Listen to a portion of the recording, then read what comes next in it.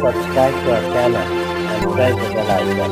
प्रिय विद्यार्थी मित्रों, 10th अक्षर भारती ये 13वी कविता आहे हिरवेगार झाडासारखे. याला जॉर्ज लोपिस यांनी लिहिलं आहे 1950 ते 2005. अत्यंत संवेदनशील कवी. सत्यकथा या अंकातून त्यांच्या काही कविता प्रसिद्ध झाल्या आहेत.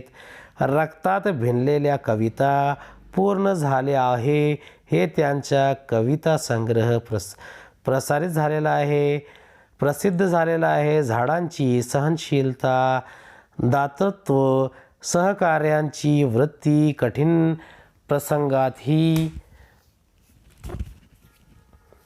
प्रसंगातही घट्ट पाय रोवून राहण्याची वृत्ती इत्यादीचे वर्णन प्रस्तुत कवितेत कवीने केले आहे. आनंदी जीवन जगण्याची हे सर्व गुण आपल्याला अंगी बाणवावेत. झाडासारखे हिरवेगार, ताजे, प्रफुल्लित राहावेत असा संदेश प्रस्तुत कवितेत दिला आहे. कवितेचा भावार्थ यानी मध्यवर्ती कल्पना देखेंगे.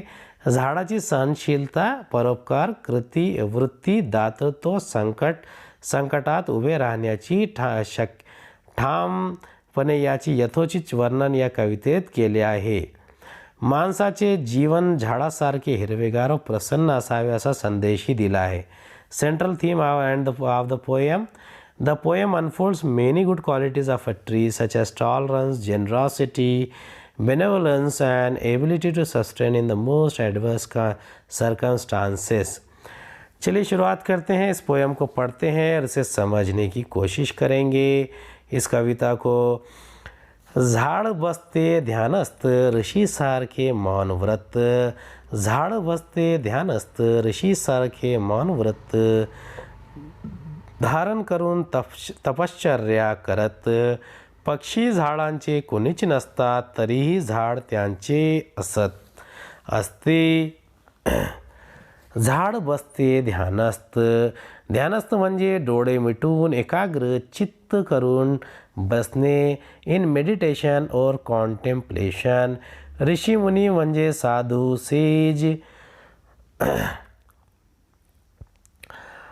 धारण करून तपश्चर्या करत. पक्षी झाडांचे कोणीच नसतात तरीही झाड त्यांचे असते.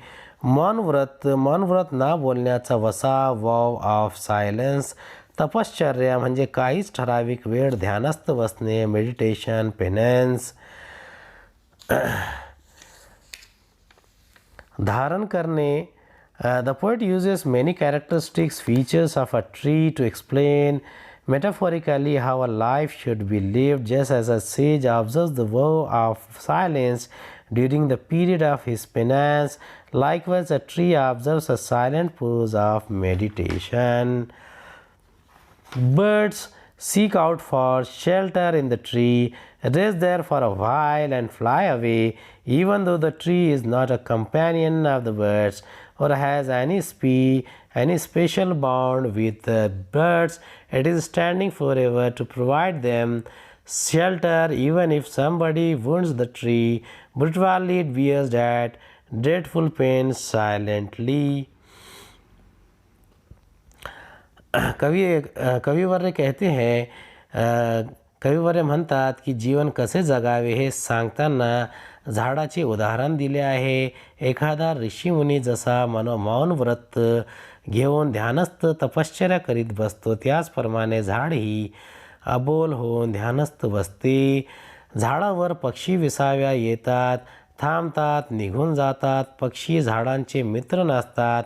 झाडात आणि त्यांच्यात दृढ नाते नसते तरीही झाड पक्ष्यासाठी त्यांच्या निवाऱ्यासाठी सदैव उभे असतो. झाडांच्या मुळावर कोणी क्रूरपणे घाव घातला तरी झाड ती जीवघेणी वेदना निमूटपणे सहन करते. तोडणाऱ्याला झाड काहीच बोलत नाही. झाड सहनशील असते. यानी कविवर्य कहते हैं कि झाड़ के जैसा जीवन हमने जीना चाहिए. ये झाड़ का उदाहरण है. ऋषि मुनि जैसा मौन व्रत धारण करके तपस्या करता हुआ झाड़ खड़ा रहता है, कभी कुछ नहीं बोलता. और कितने ही पक्षी वहाँ पर आते हैं, बैठते हैं, उससे मित्रता करते हैं. लेकिन वो सबको सहारा देता है। कोई क्रूर परी से अगर झाड़ को जख्म देता है, उसे तोड़ता है, तो भी वो सहनशील है। मुळावर घाव घातला तरी झाड मुकाट सहन करते. झाडांच्या पानावरून वहीच्या पानावर, झाडांच्या पानावरून वाहीच्या पानावर अलगद उतरतात दवांगाचे टपोरे थेंब. झाडाकडे टक्क लावून पाहिले तर, झाडाकडे टक्क लावून पाहिले तर शरीरभर विरघळतो हिरवा रंग. रक्त होते क्षणभर हिरवेगार, रक्त होते क्षणभर हिरवेगार. आयुष्य होते नुकत्याच खोडलेल्या फुलासारखे टवटवीत. झाडाचे बाहू सरसावलेले असतात मुसाफिरांना कवेत घेण्यासाठी. पानझडीनंतर झाड पुन्हा नवीन अस्त्र धारण करते, नव्या नवरीसारखे. अब कविवर्य क्या कहते हैं, पहले इसके हम शब्दार्थ देखेंगे. मुकाट ना बोलता मुक्याने, विदाउट कंप्लेनिंग. अलगद म्हणजे हळूच, जेंटली सॉफ्टली. दव दहीवरचे थेंब, ड्यू ड्रॉप्स. टपोरे गोल राउंडिश, ब्राईट अँड फ्रेश. विरघळतो, मिसळून जातो, विरतो. Melts, spreads. खुडणे, फुल देठापासून तोडणे, टू प्लाक. टवटवीत, ताजे तवाने, fresh, rosy.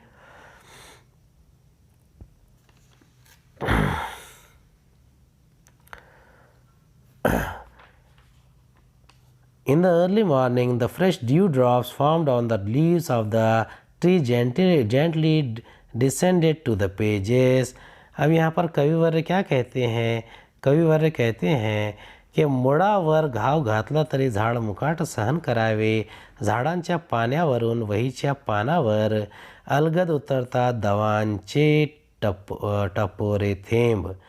In the early morning, the fresh dewdrops found on the leaves of the tree gently descended to the pages of the notebook. When the poet catches a glimpse of the dewdrops on the tree leaves early in the morning, he thinks of writing poetry. On constantly looking at the lush green tree, he feels as if the richness of the emerald color has seeped through his body, and even the blood has turned as cool as the greenery. When the poet stares intently at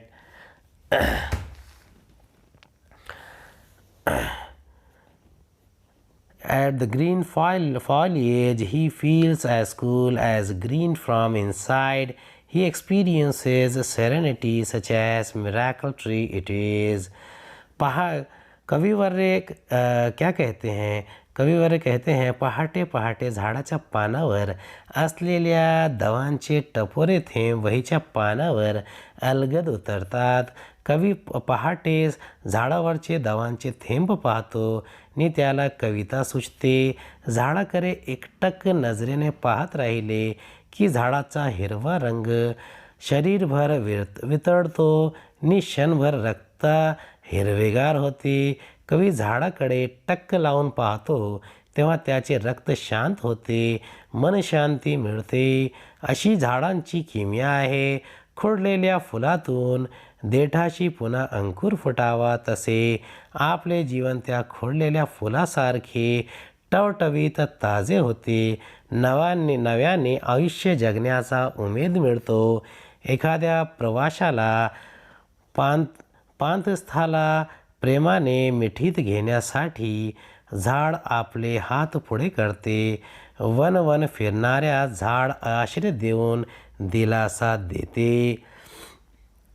कविवर्य कहते हैं कि सुबह पहाटे in the early morning जो झाड़ के पत्ते होते हैं उस पर से ड्यू ड्रॉप्स यानी शबनम के जो बूंदें हैं, ओस की बूंदें हैं, वो गिरती है और वो चमकते लगती है.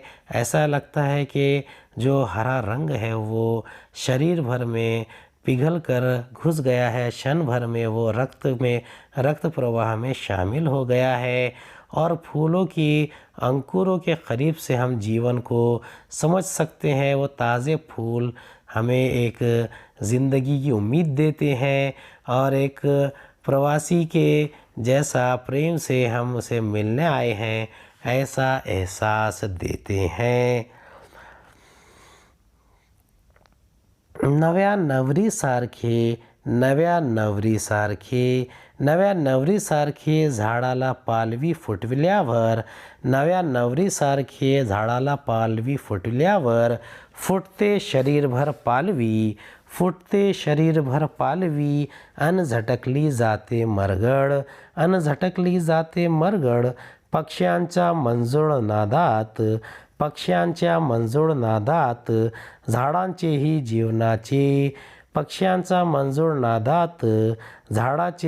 जीवनाचे एक संत गाणे दडलेले असते हसावे कसे सळसळत्या पानासारखे मुडावे मुरावे कसे तर झाडासारखे घट्ट पाय रोवीत जगावे कसे तर हिरवेगार झाडासारखे रोज चिंतन करावे कसे तर झाडासारखे कवेत घेणे म्हणजे मिठीत घेणे। नव्या नवरी सारखे, इसके शब्दार्थ देखेंगे। बाहू म्हणजे हात, हँड्स सरसावणे पुढे करणे, to extend to stretch out, मुसाफिर म्हणजे प्रवासी, पथिक ट्रॅव्हलर, पासर बाय, कवेत म्हणजे कुशीत, मिठीत, इन द आर्म्स, हगिंग, पानझड म्हणजे पानगड, लीफ फॉल, वस्त्र म्हणजे कपडे, क्लोथ्स अटायर, नवरी म्हणजे वधू अ ब्राइड, पालवी म्हणजे नवीन कोवडी पाने, फोलिएज टेंडर लीव्ज, मरगळ म्हणजे कंटाळा, थकवा, सुस्ती, आळस, लेथार्जी डलनेस, मंजूळ नाद म्हणजे सुरेल आवाज, गोड आवाज, स्वीट साऊंड, मेलोडियस ट्यून्स, संत म्हणजे मंद, सावकाश, स्टेडी और स्लो गोईंग, जेंटल, दडलेला, लपलेले, हिडन, सडसड म्हणजे पानाचा आवाज, रसलिंग, स्विशिंग, मुरणे म्हणजे समरस होणे, वितळणे, to penetrate, here, to hold firmly, रोवणे म्हणजे पुरणे, रुतणे, टू स्टँड फर्मली, चिंतन म्हणजे मनात विचार घोळणे, थिंकिंग, मशिंग, कॉन्टेम्प्लेशन, धारण करणे, अंगीकरण करणे, पांघरणे, टू टेक अप, घाव घालणे, हत्याराने जोर मारणे, to strike, to hit forcibly, टक लावून पाहणे, एकाच गोष्टीच्या नजर खेळवणे, टू स्टे, टू लुक, कवेत घेणे म्हणजे मिठीत घेणे, कुशीत घेणे, to embrace, to holds in वमसा, मरगड झटकणे, आळस सोडणे, टू रिव्हायटलाइज, टू रिज्युनवेट.